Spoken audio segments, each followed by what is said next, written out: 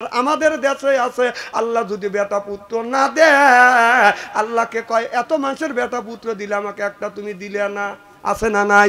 আল্লাহকে গালি দেয় অথবা বাদান পীরের কাছে যাইয়া মাজারে যা কয় একটা বেটা দে রে বাবা, দে রে বাবা, মোনাজাত তোমার দরবারে, মিনতি তোমার দরবারে রে বাবা, মিনতি তোমার দরবারে, বাবার দরবারে গেলে পাবে একটা বাবার একটা সন্তান দিতে পারে। নাউজুবিল্লাহ, একটু জোরে কর। যায় নওগাঁ ওরসে যায় আর সাজাদপুর শাহ মকদুমের মাজারে যায়। কথা কন, ওখানে যায় আপনার ছেলে সন্তান সেবে, ওনার কি দেওয়ার শক্তি আছে? ওনারা যে আল্লাহর ওলি, এটা কি সন্দেহ আছে? কথা কন, কি কোন সন্দেহ আছে? সন্দেহ নাই, সন্দেহ নাই, কারণ ওনারা ওলি। আচ্ছা, ওনার কাছে যে আপনি যে চাইবেন যে হে এটা আপনাদের নওগাঁ কি পীর? শাহ শরীফ জেন্দানি। এই জেন্দানির কাছে যা যদি বলেন বাবা আমার ছেলে সন্তানে একটা ছেলে সন্তান দেন, উনি কবরের মধ্যে আছে না আল্লাহ আরশ আজিমে উঠে নিয়ে গেছে? আপনার কি জানা আছে? জোরে কোন। তাহলে আপনার জানা নাই, আপনার যা চাইলেন যে একটা বেটা দাও, ওনাকে আল্লাহ উপরে উঠে নিয়ে গেছে, তাহলে ফায়ার মিস হয়ে গেল। কথা কয় না। তাহলে আপনি চাইলেন বাবা শুনলো না, দিলেও না, তাহলে বাবার প্রতি আপনি রাগ হয়ে গেল, এ বাবার ক্ষমতা নাই। তাই এ বাবার ক্ষমতা নেই, কালী মন্দিরে কাজ যা। আচ্ছা, 2 নাম্বার ফায়ার। 3 নাম্বার ফায়ার, ওই লোকটা যদি কবরের মধ্যে থাকেও থাকে, লোকটা গুমো আছে না জাগিয়ে আছে? আপনি কি জানেন? যদি গুমো থাকে তখন যা যদি বলেন যে হে আমার টাকা পয়সা নাই, শরীর আমার চলে না, বাবা আমার শরীর জানি ভালো হওয়া যায়, উনি গুমো রয়েছে খালি লাখ দেখতেছে, তাহলে তোমার কথা তো শুনলো না। বিভিন্ন দিক আছে, বিভিন্ন কারণ আছে, এই জন্য তাদের কাছে চাওয়া যাবে না, চাইলে কার কাছে চাইতে হবে? আমার ভাইয়ের আমার, এবার স্বামী স্ত্রী সংসার করতেছে, স্বামী স্ত্রী 2টা রুটি নিয়ে বাজান বসে, রুটি খাচ্ছে। এমন সময় একজন ভিক্ষুক এসে বলতেছে মারে আমি সকাল থেকে প্রায় আপনার 6 ঘন্টা 7 ঘন্টা হয়ে গেছে, আমি কালকে পরশুদিন সকালে খাইছি, এ পর্যন্ত খাবার খাই নেই মা, মারে এই যদি কিছু খাবার দেয়। এবার মেয়েটা কি করছে বাদান, তার স্বামী স্ত্রী 2জন যখন খাবার খাইতে বসে, 3টে রুটি হইলে 1.5টা বিবি খাইতো আর 1.5টা স্বামী খাইতো। সুবহানাল্লাহ, একটা জোরে কর। এইটাই তো নিয়ম, যখন স্বামী স্ত্রী খাবার বসবেন একসাথে বসবেন, একটা যদি আপনার একটা যদি মিষ্টিও খান, 2টে যদি মিষ্টি খান, একটা বিবিক দিবেন, একটা আপনি খাবেন। আপনি তো বাজারে থেকে ঠিক মতো 3-4টে মিষ্টি খাওয়াছেন, বিবিক তো কিছুই দেন না, ও তো আপনার বউ। আবার কিছু কইলে কাছু কট পেতনি, বউক আবার পেতনি কয় না, না বউক আপনি পেতনি কোন জ্ঞানে কেন, কোন বিবেকে কয়? আল্লাহ নবী নিজের বর চুল ধরে চুমা খাইছে। সুবহানাল্লাহ, রসুল চুল ধরে চুমা খাওয়া রসুলের আদর্শ ভিত্তিক সুন্নত। আমরা কি বিবির চুল ধরে চুমা দিছি? যে কারা কারা চুমা দিছে হাত তুলে দেখান তো দেখি। একটা লোকও নাই কে। আজকে মা বোনের আছে না, মা বোনেরা শুনে বলবি নি রে, হ্যাঁ হুজুর চুলে ধরে চুমো তো দেওয়া দূরের কথা, আরো চুল থাপা দিয়ে দৌড়িয়ে মোচর দিয়ে সিট করে পারে ভালোই বকছে। আপনি আবার বউ মারেন, বউ মারেন, বউ কেন মারবেন? বউ মারা হারাম। মা বোনেরা শুনে বলতে এত সুন্দর সোনার মৌলবি কোনে আসছিল, এই হুজুরের দরকার না। না বউ মারবেন কেন? বউ কি মারার জিনিস? তাকে মারবেন না। রসুলের 11টা বিবি ছিলেন, রসুল বলেছে আমার একটা বিবিকে আমি মারি নেই, ধমকে দেই নেই, চোখ রাঙাই নেই। সুবহানাল্লাহ, একটা জোরে কর। আর আপনার বিবি ডাউল রান্না করছে, ডাউলে লবণ একটু কম হয়েছে, লাঠি হাতিলে দাওয়া চাচা শ্বশুরের বাড়ি তুলছি, এই কাম মানুষ করে। বউ মারেন, বউ মারা হারাম। যারা বউ মারবে তাদের হাতের মোনাজাত দান খয়রাত আল্লাহর দরবারে কোনোদিন কবুল হবে না, হইতে পারে না, হওয়া সম্ভব না। কে বড় বড় চোখ করছো কে?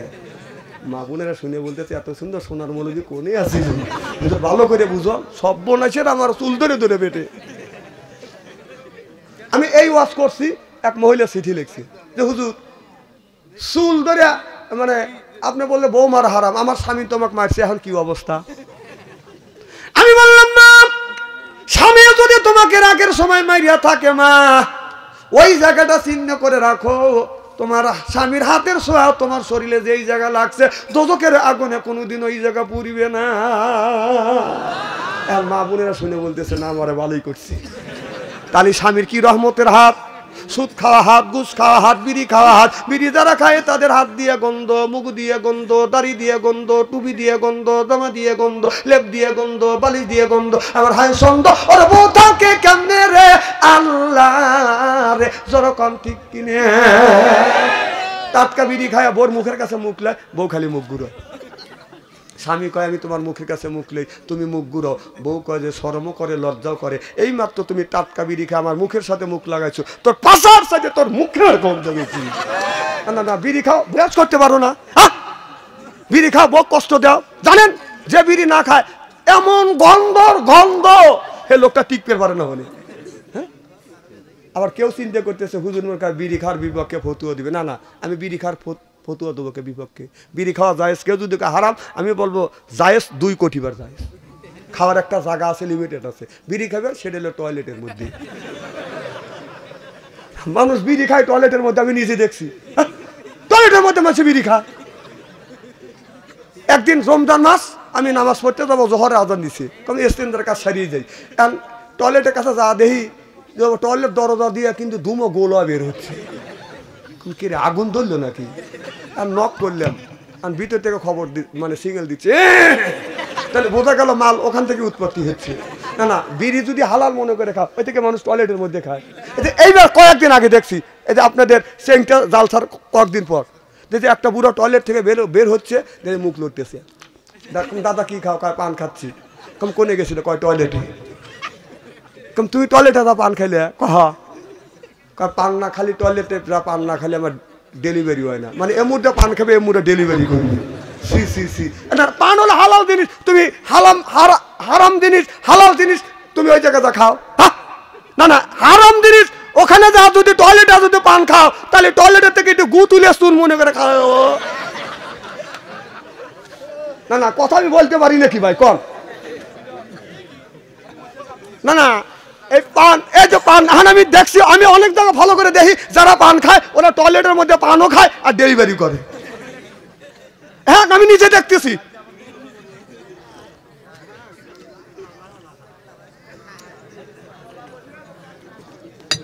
এরা কইতেছে যে না খায়, আসলেই খায়।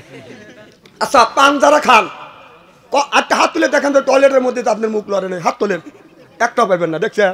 তাহলে বোঝা গেল মাল ওখান থেকে উৎপত্তি করে না। এগুলি করবেন কেন? না না হালাল জিনিস টয়লেটের মধ্যে খায়, এটা মানুষ নাকি? ইচ্ছে কি বরকত কমে আমাদের?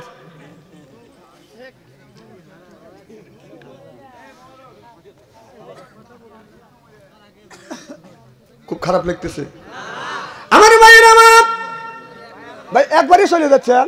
আচ্ছা 1 নম্বর ঠিক আছে। নারে তাকবীর, আল কোরআনের আলো, নারে তাকবীর।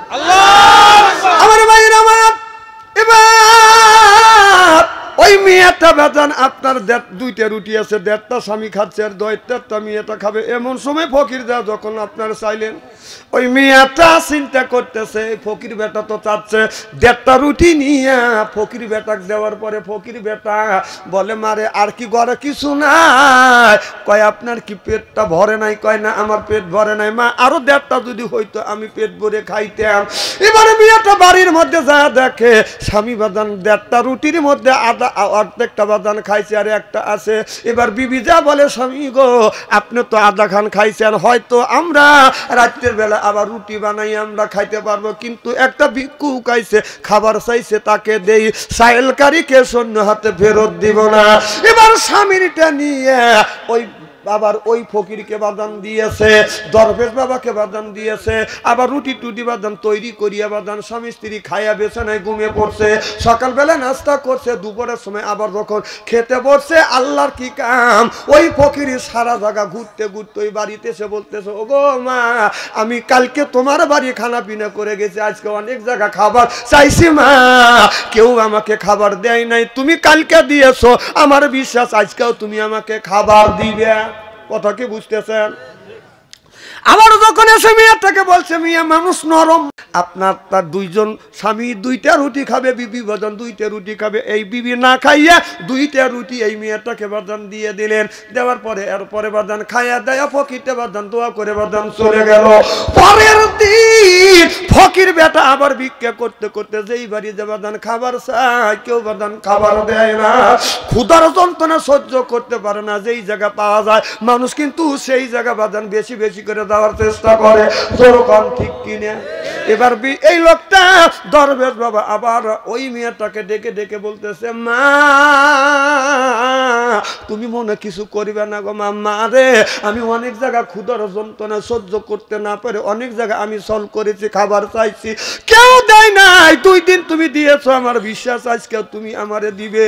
এবার মেয়েটা আবার ওই মেয়েটা রুটি না খাইয়া মেয়েটা যখন ওই দরবেশ বাবাকে যখন খাবার দিছে, দরবেশ বাবা রুটি হাতে নিয়ে রুটিটা বাদাম ছিঁড়িয়ে রুটিটা মুখে দিবে, মেয়েটার মুখের দিকে তাকে বলে মা আজ 3 দিন ধরে তোমার বাড়িতে আমি খাবার খেতে আসছি, তুমি আমাকে খাবার দিয়েছ মা, 3 দিনের মধ্যে তোমার একটা তো বেটা পুত্র দেখলাম না, তোমার কি পুত্র সন্তান নাই? মেয়েটা চোখের পানি ফেলে দিয়ে দিয়ে কান্দে আর বলে বাবা আল্লাহ 10 বছর ধরে আমার বিয়ে হয়েছে, আল্লাহ একটাও বেটা পুত্র দেয় নাই। এবার ফকিরটাই কথা শুনিয়া খাবার খাইয়া ও বাজান বাড়িতে যাইয়া আপনার তাহাজ্জুদ নামাজ পড়ি আল্লাহর কাছে দোয়া করেছে, আল্লাহ ও মাওলা তুমি ইচ্ছা করলে ছেলেও দাও, ইচ্ছা করলে মেয়ে দাও, ইচ্ছা করলে দিতেও পারো না, আল্লাহ তোমার ভান্ডারে কোনো জিনিসের অভাব না, আমি ফকির, আমি ভিক্ষুক, আমি দরবেশ মানুষ, আয় আল্লাহ তাআলা তোমার কাছে অভাব নাই, চাইলে তুমি ফেরত দাও না, আল্লাহ তুমি কি পারো না ওই মেয়েটাকে একটা বাচ্চা দিতে? ও বাজান আল্লাহর কি শান, আল্লাহর কুদরত বোঝা যায় না। আল্লাহ কিছুদিন পরে ওই মেয়েটাকে বাজান একটা ফুটফুটে সন্তান দান করছে। এই ছেলেটা যখন দান করছে, ছেলেটা যখন হইছে আপনার 3-4 বছর পর হযরত মুসা আলাইহিস সালাম ওই বাড়ির পাশ দিয়ে বাজান যাচ্ছে, যাইতে যাইতে মুসা আলাইহিস সালাম ওই মেয়েটার সাথে তাকা লক্ষ্য করে দেখে ওই মেয়েটা একটা শিশু বাচ্চা নিয়ে খেলাধুলা করতেছে। হযরত মুসা আলাইহিস সালাম আস্তে আস্তে মেয়েটার দিকে এগিয়ে যায়, বলে ও গো মা এই বাচ্চাটাকে, বলে এই বাচ্চা আমার গর্ভের সন্তান, আল্লাহ আমাকে একটা সন্তান দিয়েছে। হযরত মুসা আলাইহিস সালাম মনে মনে চিন্তা করতেছে আল্লাহ তুমি তো এই মেয়ের কথা বলেছিলে তুমি ছেলে সন্তান দিবে না, তুমি কেন এই মেয়েটার গর্ভে আবার সন্তান দিলে? মেয়েটা এ কথা বলে নাই হুজুর, আপনি তো বলেছেন আল্লাহর নবী, আপনি আল্লাহর নবী, আপনি তো বলেছিলেন আল্লাহ ছেলে সন্তান দিবে না, কিন্তু আপনাকে আমি অবিশ্বাস করি না, কিন্তু আল্লাহ কিন্তু আমাকে ছেলে সন্তান দিয়েছে। হযরত মুসা আলাইহিস সালাম মাথা ছোট করে তুর পর্বতে যাইয়া আল্লাহর সাথে দেখা করবার পরে বলতেছে আল্লাহ কিছুদিন আগে তোমাকে আমি একটা মেয়ের কথা বলেছিলাম, আল্লাহ এই মেয়েটার ছেলেও নাই মেয়েও নাই, আল্লাহ একটা সন্তান দাও, তুমি বলেছো ওই মেয়ের ভাগ্যে আমি কোনো পুত্র সন্তান লেখি নাই, আল্লাহ তুমি আমার কাছে না করলে আবার কেন পুত্র সন্তান দিলে? ওই মেয়েটার কাছে তো আমি লজ্জিত হইলাম, ছোট হইলাম, কেন তুমি ওই মেয়েটাকে সন্তান দিলে? দিলে আমার কাছে কেন তুমি বললে এই মেয়েটাকে পুত্র সন্তান তুমি দিবে না? আল্লাহ আমাকে কেন ছোট করলে? আল্লাহ বলে মুসা রে তোমার এই প্রশ্নের আমি জবাব দিব, তুমি এক টুকরা মানুষের গোশত নিয়ে আসো। হযরত মুসা আলাইহিস সালাম যখন বলল যাও এক টুকরা গোশত নিয়ে আসো, এরপরে আমি বলে দেব কেন মেয়েটাকে আমি পুত্র সন্তান দিলে। হযরত মুসা আলাইহিস সালাম তুর পর্বত থেকে আসিয়া তার জাতির কাছে কওমের কাছে যা বলতেছে, ও আমার জাতিরে আমার কওমেরা আমার আল্লাহকে খুশি করবার জন্য একজন একটু গোশত দাও, আমার আল্লাহ গোশত চাইছে, মানুষের গোশত চাইছে, একটু গোশত দিবে না? তার উম্মতটা বলে অন্য কিছু দিতে পারি, আমি শরীর কাইটে আমি ব্যবহার করে গোশত দেবো, নিজের শরীর আমি কেমন করে জখম করব? কথা বুঝতেছেন না?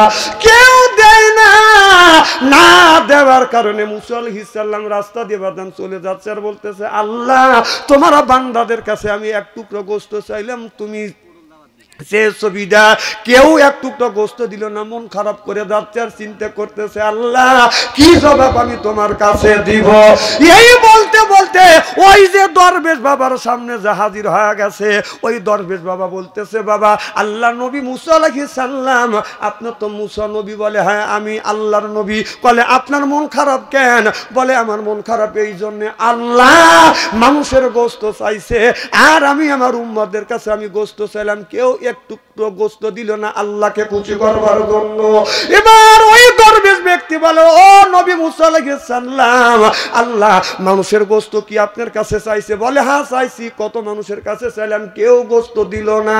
এবার বলে মুসা রে, আল্লাহ নবী মুসা আলাইহিস সালাম তোমার হাতে কি চাকু আছে? বলে চাকু আছে। চাকুটা দেন। চাকু যখন বাজান দিছে, এবার চাকুটা দরবেশ বাবা হাতে নিয়ে শরীরে এক অঙ্গ কাটিয়ে এক টুকরো গোশত দিয়ে দিছে, যাও আমার আল্লাহকে গোশত দাও। এবার মুসা আলাইহিস সালাম গোশত নিয়ে বাজান চলে গেছে তুর পর্বতে। যা বলে, আল্লাহ তুমি তোমার বান্দার গোশত চাইছিলে, কেউ দিল না, একজনও দরবেশ বাবা গোশত দিছে। আল্লাহ বলল, মুসা রে এই গোশত আমি খাবো না, আমি তোমাকে পরীক্ষা করবার জন্য, আমি তোমাকে বুঝনের জন্য আমি এই জন্যই গোশত চেয়েছি। মুসা রে তুমি তোমার উম্মতের কাছে গোশত চাইলে, তোমার শরীরে কি গোশত ছিল না? এ মুসা তুমি নবী হইতে পারো রে মুসা, এক টুকরো গোশত কাইতে তুমি আমাকে কেন দিলে না? অন্য মানুষের কাছে গেলা, তোমার উম্মতটা তো দেয় নাই। কিন্তু ওই দরবেশ বাবার কাছে যখন বলছো, অমনি দরবেশ বাবা গোশত কাইতে দিছে।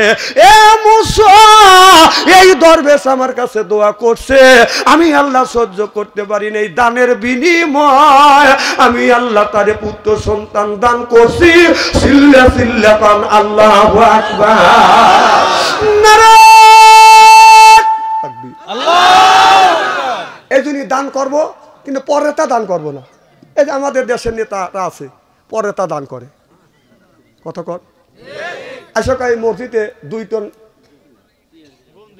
গম দিলাম, ও কি ওটা দেয়? পাবলিক এটা চুরি করে মসজিদে দেয়, জানেন? জানেন না তো, দেয় আপনারা হই হই করে নেন। আমাদের নামাজ কবুল হচ্ছে না, মসজিদের মধ্যে সুদখোরের টাকা ঢুকছে, ঠিক জোরে হইল না, ঘুষখোরের টাকা ঢুকছে, কথা কর না খেয়া। আল্লাহ বললো কুলুমিন তয়্যিবাতুন মা রাযাকনাকুম, আগে হালাল খাও এরপর ইবাদত করো। আমাদের ইবাদতটা তো হচ্ছে না, আমাদের খাবার হালাল হচ্ছে না, হারাম খাবার খায়া আল্লাহর কাছে দোয়া করতেছি। ঠিক কিভাবে দোয়া কবুল হবে কোন?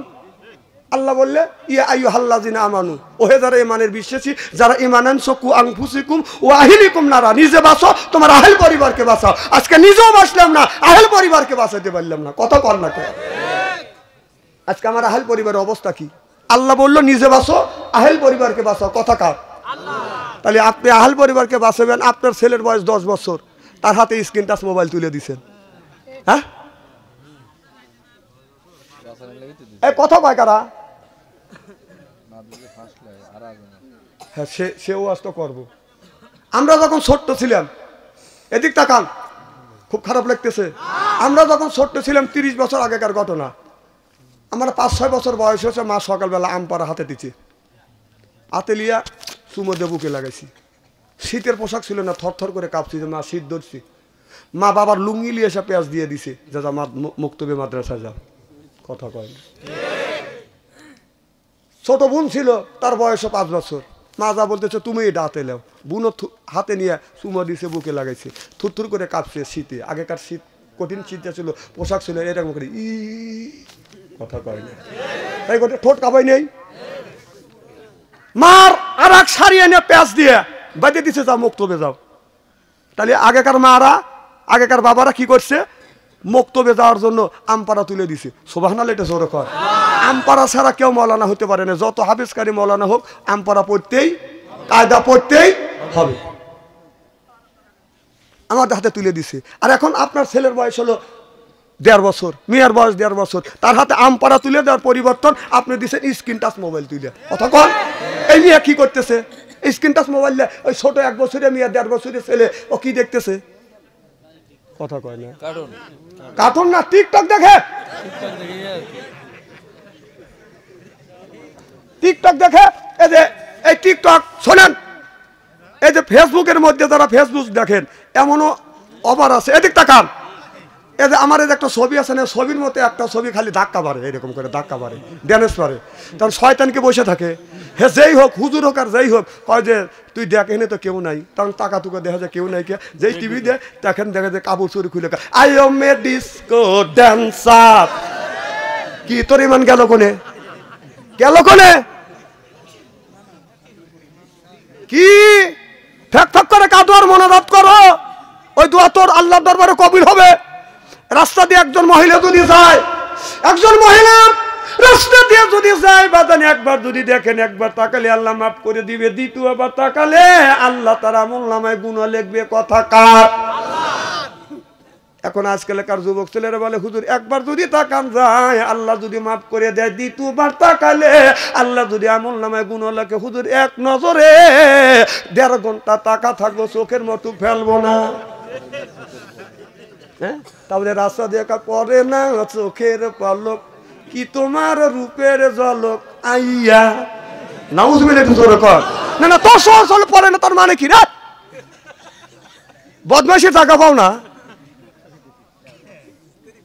এক মেয়ে ওয়াজ করতেছে, একজন বলে হুজুর মসজিদে বয়ান শুনলে হুজুররা কয় মহিলার দিকে তাকান যাবে না, আপনাদের কাছে আসলে বলেন মসজিদে তাকান যাবে না, মেয়েদের দিকে তাকান যাবে না। হুজুর রাস্তা দিয়ে যদি যায়, ডানে তাকালে মহিলা, বামে তাকালে মহিলা, সামনে তাকালে মহিলা, পিছনে তাকালে মহিলা, উপর দিকে যদি তাকায় দোতলার উপর থেকে 3 জন মহিলা ছায়া থাকে। হুজুর তাকাবো কোন দিকে? আমি বললাম তাকানের কথা। আল্লাহ বলেছে কুল্লিল মুমিনিনা ইয়াহুদ্দু মিন আবসারিহিম। আল্লাহ বলো তুমি নিচের দিকে তাকাও, তাকানোর জায়গা পাও না, এর মানে হলো তুই 1 নাম্বার লুচ্চ। কত তাকানোর জায়গা নেই, লুচ্চমির জায়গা পাও না। আল্লাহ বলো নিচের দিকে তাকা, লুচ্চ কয় কি? কথা কয় না, ঠিক ঠিক। কথা কি খারাপ বলতেছি নাকি? সব তো কোরআনের কথাই বলতেছি, বর্তমান প্রেক্ষাপট মিলিয়ে দিচ্ছি। আহা, মানুষ কয় যে মানুষ সব বেকার আছে, বাড়ির দিকে যাবে, যাও, তোমাকে নিষেধ করতেছে কেটা? আচ্ছা যাও।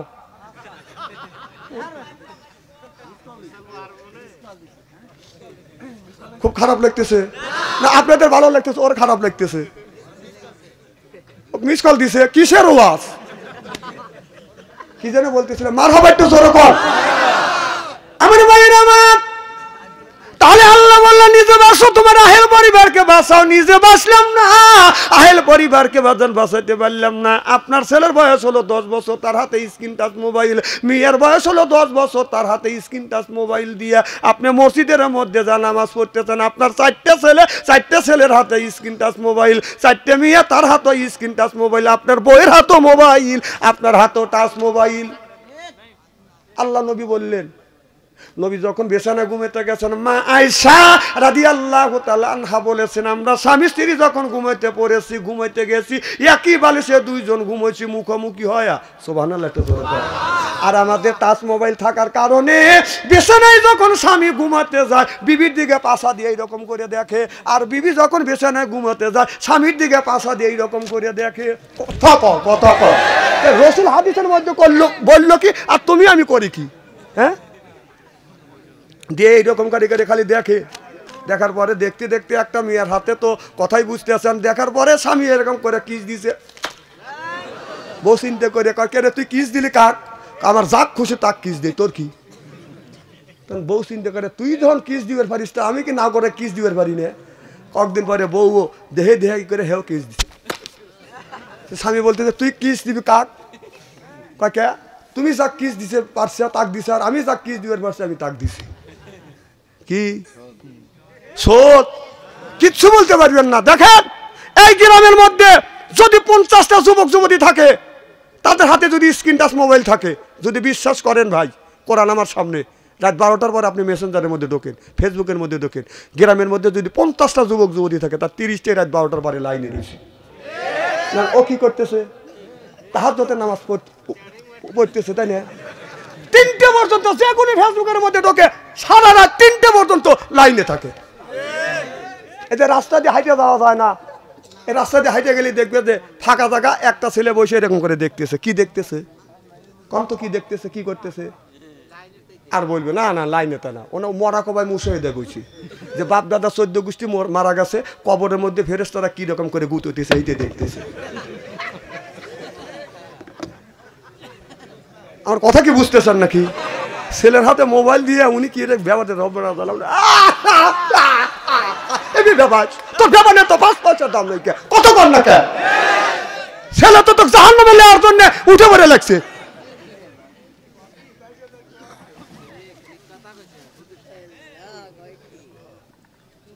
এক একটা ছেলে প্রেম আর ভালোবাসা করতে করতে প্রেমের শ্রেণী করতে করতে বিয়ের আগে 8টা ভালোবাসা করছে 8টা ভালোবাসা মানে 8টা প্রেম সুবহানাল্লাহ কর সুবহানাল্লাহ কর